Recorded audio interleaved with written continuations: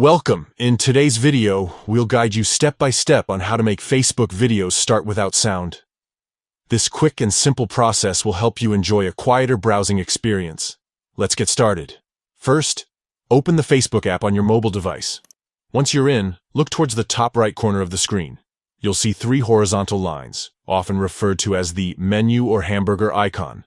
Tap on it. Next, scroll down through the menu until you find the option labeled Settings and Privacy.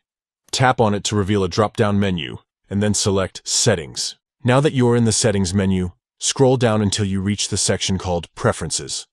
Under this section, look for an option titled Media and tap on it. Once inside the Media settings, you'll see a toggle labeled Videos Start with Sound. By default, this toggle might be turned on. Simply tap it to turn it off. This will ensure that videos in your newsfeed no longer start with sound automatically. And that's it.